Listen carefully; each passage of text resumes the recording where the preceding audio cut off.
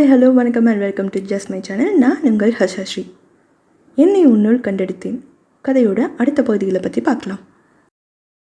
எவரும் ஆதர்ஷின் இத்தகைய கோபத்தை எதிர்பாராததால் திகைத்து போய் நின்றனர். ஆதர்ஷ் தான் கத்தி விட்டான். உங்கள் எல்லாருக்கும் என்ன பதில் வேணுமோ என்கிட்ட கேளுங்க, நான் சொல்கிறேன். சாராவை குறை சொன்னால் அப்புறம் நான் மனுஷனாகவே இருக்க மாட்டேன். இப்போ என்ன, உங்கள் எல்லாருக்கும் நாங்கள் ருத்ராவை பார்க்க போனது பிரச்சனை. அவனை பார்த்துட்டு வந்தால் இந்த வீட்டில் கூட இடம் இருக்காது, அப்படி தானே? சரி, அப்போ அவன் இப்படி மாறினதுக்கு காரணமானவங்கள என்ன பண்ணலாம்னு சேர்த்து சொல்லிடுங்க. என்னம்மா புரியலையா? செல்வம் அங்கிள் பண்ண விஷயம் அவருக்கு பெருசாக தனக்கு எதுவுமே வாய்ப்பு இல்லை, பேரளவு மட்டும்தான் எல்லா இடத்துலையும் இருக்கும் அப்படின்னு அவராக நினச்சி கோபப்பட்டு ருத்ராவை இந்த அளவுக்கு தூண்டினது எல்லாமே தப்பு தான். ஆனால் அப்பேற்பட்ட செல்வத்துக்கு அப்பா ஏன் பார்ட்னர்ஷிப் லெவலுக்கு ஒரு தகுதியை கொடுத்து உட்கார வச்சாரு? பேருக்கு போஸ்டிங் மட்டும் கொடுத்துட்டு உனக்கு அங்கே ஒன்றும் இல்லை, நீ அங்கே வெறும் மண்ணு தான்னு சொன்னால் யாருக்குனாலும் வெறுப்பு தானே வரும். இதை கேட்ட பைரவி, அப்போது உன் அப்பா நல்லது நினச்சி பண்ணது தப்புங்கிறியா ஆதர்ஷ்? அப்படி நினச்சி பண்ணிட்டேன், அதோட ஏன் கடமை முடிஞ்சதுன்னு அவர் விட்டது தாமா தப்பு. யோசிச்சு பாருங்க, அப்பா திறமையானவர் தான். செல்வம் அங்கிள் கிட்ட உனக்கு திறமை பார்த்தாது, உனக்கு அதனால் ஒன்றும் இல்லைன்னு சொன்னதுக்கு பதிலாக இந்த திறமையெல்லாம் நீ வளர்த்துக்கோ, அப்போ உனக்கு எல்லாமே கிடைக்கும்னு சொல்லியிருக்கலாமே. அது அவர் கூட இருந்தே கற்றுக் கொடுத்துருக்கலாமே. ஏன் அப்பா அதை பண்ணல? சரி, அதையும் மீறி ஒரு கட்டத்தில் அவரோட பழக்க வழக்கம் சரியில்லைன்னு தெரிய வந்த பிறகாவது இனி செட் ஆகாதுன்னு அவரை உட்கார வச்சு பேசியிருக்கணும். இல்லை இனி பார்ட்னர்ஷிப்பே வேண்டாம்னு மொத்தமாக விட்டுருக்கணும். இது எதையுமே அப்பா பண்ணாமல் ஏதோ தப்பு நடக்குது, சரி மன்னிச்சு விட்டா மாறிடுவான்னு எத்தனை தடவை அவர் இதே தப்பு பண்ணியிருக்காரு. செல்வா அங்கிள்க்கும் தனக்கு இதுதான் வேணும்னு நேரடியாக கேட்க தைரியம் இல்லை. அதுவாக வரும்னு நினச்சிட்டு எல்லா தப்பையும் பண்ணிட்டாரு. அனாவசியமாக கோபத்தை வெறுப்பை வளர்த்துக்கிட்டாரு. இப்படி பாதி தப்பாக அப்பா பண்ணார், பாதி தப்பை செல்வா அங்கிள் பண்ணார். சித்திக்கு பண்ணது அநியாயம், கொடுமை தான். மாணிக்கோ அங்கிள் சித்தியை கல்யாணம் பண்ணிக்கணும்னு தான் ஆசைப்பட்டு தான் தப்பு பண்ணியிருக்காரு. ஆனால் அதையும் கூட பழி வாங்க ஒரு ஆயுதமாக அவனுங்க பயன்படுத்துகிற அளவுக்கு வெறுப்பு பகையை உருவாக்குனதெல்லாம் யார்? எனக்கு ஒரு விஷயம் புரியலம்மா. சித்தி வாழ்க்கையில் ஒரு அழிக்க முடியாத பிரச்சனை, கண்டிப்பாக அது இழப்பு தான். அதுக்காக ஏம்மா அவங்கள பணைய வச்சிங்க? என்ன பேசுகிற ஆதர்ஷினி? அவள் அந்த குழந்தைய அழிக்க மாட்டேன்னு சொல்லிட்டா. கல்யாணம் ஆகாமல் அவள் கையில் குழந்தையோட எப்படி அந்த சொசைட்டியில் இருப்பா சொல்லு? அதோட வேறு யாரையும் கல்யாணம் பண்ணி அவங்க வாழ்க்கையும் வீணடிக்க மாட்டேன்னு அவள் பிடிவாதமாக இருந்தா. என்ன வேற என்ன தான் பண்ண சொல்கிற?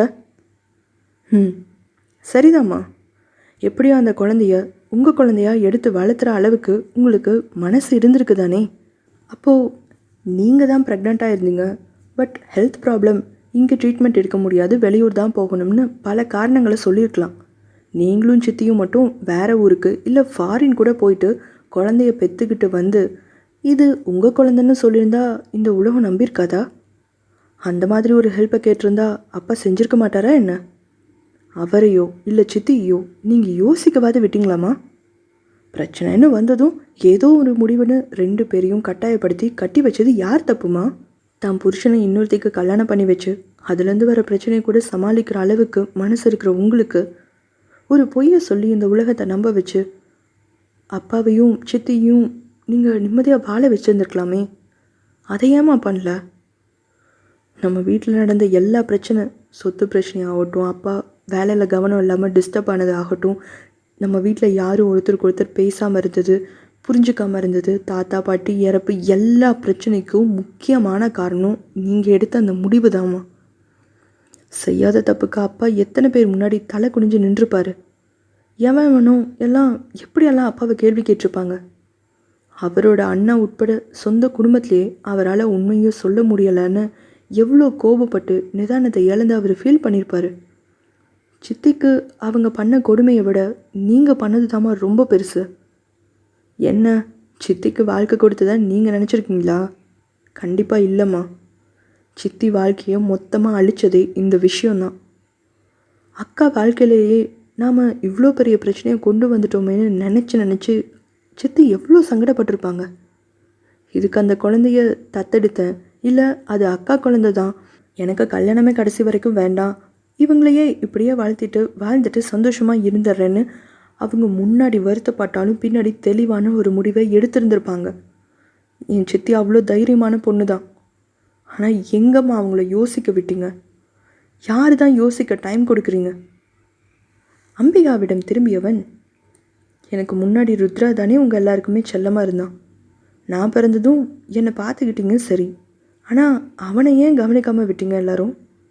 அவன் கோபத்தில் 2 வார்த்தை கத்தி பேசினா அவன் கேவலமானவன் ஆகிடுவானா?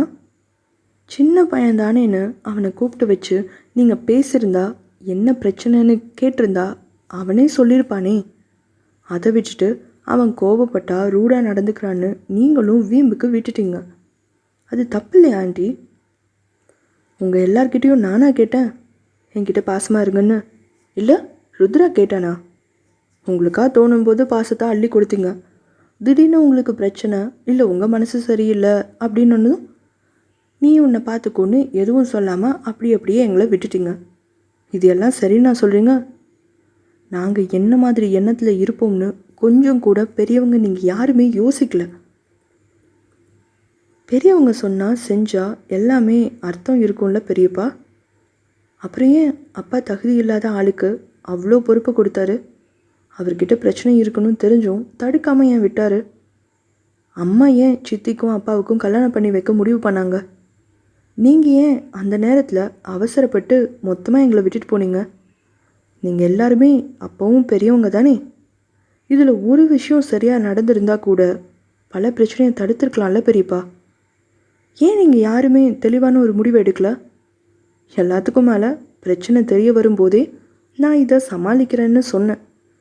என்னை அப்பவும் எமோஷ்னலாக பேசி அடக்க தான் பார்த்தீங்களே தவிர நான் என்ன நினைக்கிறேன், என்ன தேவைன்னு என்கிட்ட கேட்க கூட யாரும் தயாராக இல்லை. பண்ண எல்லா தப்பும் பெரியவங்க நீங்கள் எல்லாரும் பண்ணிட்டீங்க. ஆனால் அதனால் பாதிக்கப்பட்டது என்னவோ சின்னவங்க நாங்கள் தான். இருந்த பகையில் சித்தியை பழி வாங்கிட்டாங்க. என்ன எல்லாரும் இருந்தும் யாருமே இல்லாத மாதிரி வாழ வச்சுட்டாங்க. அண்ணாவை உயிரோடவே கொண்டுட்டாங்க. ருத்ரா வாழ வேண்டிய வயசில் பழி வாங்கணும் கோவம் வெறின்னு முழு மிருகமாக மாறி இப்போ ஜெயிலில் அவன் வாழ்க்கையை அழிச்சிட்ருக்கான். என் பையன் பிரச்சனையை சமாளிப்பான்னு நீங்களும் என்னை நம்பலம்மா. என் பையன் அனாவசியமாக கோபப்பட மாட்டான்னு நீங்களும் ருத்ராவை நம்பல ஆண்டி. நம்பி ஒரு தடவை நீங்கள் அவன்கிட்ட சாதாரணமாக பேசியிருந்தாலே அவனுக்கு தான் அம்மா திரும்ப கிடச்சிட்டாங்கன்னு சந்தோஷத்துலேயே பாதி வெளியில் வந்திருப்பான்.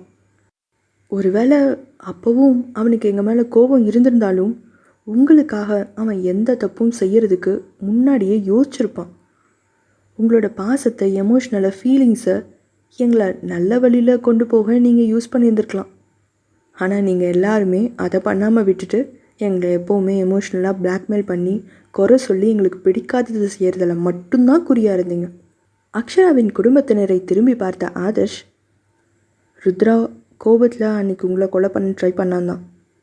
ஆனால் அதுக்கப்புறம் அவன் ஆளுங்களை வச்சு தேடாமல் மற்றவங்கக்கிட்ட கேட்காம நேராக அவனே வந்திருந்தா உங்களையும் உங்கள் பொண்ணையும் கண்டுபிடிக்கிறது அவனுக்கு ஒரு விஷயமே கிடையாது. ஏதோ அவன் மனசில் இன்னமும் கொஞ்சம் நல்லவன் ஒட்டிக்கிட்டு இருந்ததால தான் அவன் மேலோட்டமாக விட்டுட்டான். அவன் அக்ஷா கிட்ட மட்டும்தான் இப்போ வரைக்கும் மன்னிப்பு கேட்டான்.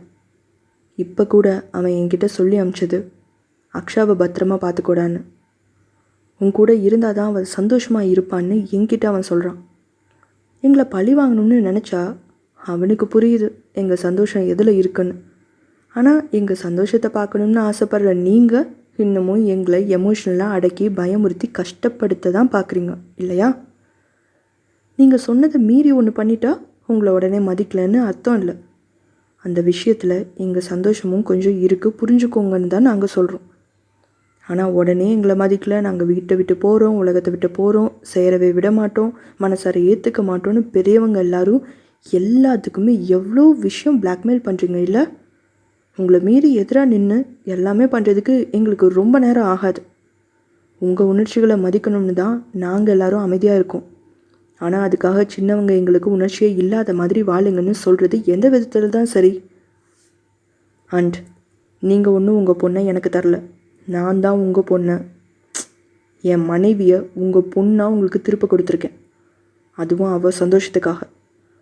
அவளை என்னைக்கு நான் விரும்புகிறேன்னு முடிவு பண்ணேனோ அப்போவே ஃபிக்ஸ் ஆகிட்டேன். அவள் தான் என் ஒய்ஃப்னு.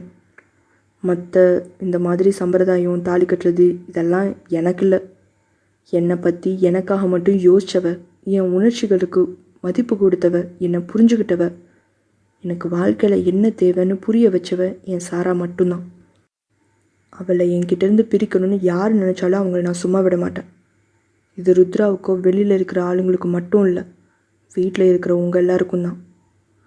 அதே மாதிரி இது சம்மந்தமாக இனி யாராவது ஏதாவது சாராவை ஒரு வார்த்தை கேள்வி கேட்டாலும் நான் உண்மையாகவே மனுஷனாகவே இருக்க மாட்டேன். இன்றைக்கி நீங்கள் எல்லோரும் இங்கே இருக்கீங்க. என் குடும்பத்தோடு நான் சேர்ந்துருக்கேன். உங்கள் குடும்பத்தை நான் கண்டுபிடிச்சி அவகிட்ட கொடுத்துருக்கேன். சொல்கிற எல்லாமே அவளால், அவளோட நம்பிக்கையால் மட்டும்தான் இன்றைக்கி நினைவாச்சு.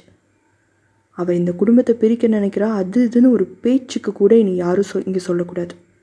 அப்படி சொல்கிற மாதிரி இருந்தால் நேராக என்கிட்ட சொல்லுங்கள். நீங்கள் தான் வீட்டை விட்டு போகணுன்னு இல்லை, நான் என் சாராவை கூட்டிகிட்டு போய்க்கிறேன்.